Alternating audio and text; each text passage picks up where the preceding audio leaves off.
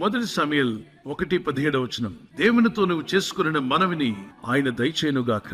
మనం మాటికి ప్రభా నాకు అదివ్వు ఇదివ్వు, నాకు ఆ పని చేయి ఈ పని చేసి పెట్టు, నా జీవితంలో అద్భుతం చేయను ఆయన, నాకు ఈ అవసరం ఉంది ప్రభా, నా కుటుంబంలో ఈ అవసరం ఉంది, నా వ్యక్తిగతంగా అవసరం ఉంది, అలాగే నీ రాజ్య విస్తరణ నన్ను వాడుకో ప్రభా, నీ చిత్తాన్ని నెరవేర్చే కృప నాకు ఇవ్వు ప్రభా అని మాటికి ఇలా అడుగుతూ దేవుడిని విసిగించవచ్చా?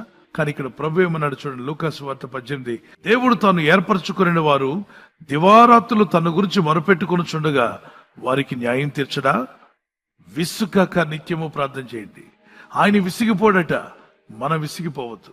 విసుగకుండా ప్రార్థన చేయండి. Don't tired in prayer until you receive it. Fry George Muller ప్రార్థన చేశారు జీవితకాలం అంతా. అనేక విషయాల కొరకు ఆయన డైరీలో రాసుకొని ప్రార్థన చేశారు. కాబట్టి ఆయన అనేక జవాబులు పొందుకోగలిగాడు. పొందుకున్న ప్రతి దానికి టిక్ పెడుతూ వచ్చాడు. ప్రే వితౌట్ సీజింగ్, ఎక్కడ వెడతేయకుండా ప్రార్థన చేయండి. యూదా పత్రిక 1:20-23 వరకు పరిశుద్ధాత్మలో pray in the Holy spirit.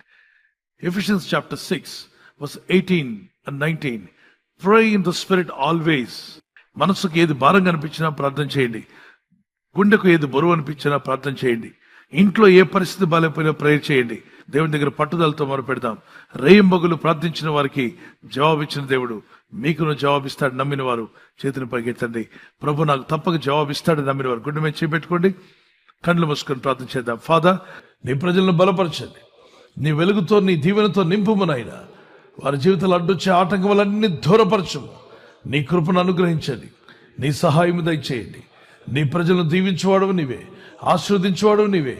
నా జీవితం వేదనలో ఉంది, నేను శోధనలో ఉన్నాను, నా బ్రతికింద ఎందుకు ఇలా అయిపోయిందనే ఆలోచన మాని, నాకు దేవుడున్నాడు, జీవం గల దేవుడు నా ప్రార్థన వింటాడు, ఆయన తప్పక విడిపిస్తాడు, నా వేదన బాధల నుండి విడుదల ఇవ్వగల శక్తిమంతుడని దేవుడిని ప్రార్థిస్తానని ప్రార్థనాత్మల వారికి దయచేయండి.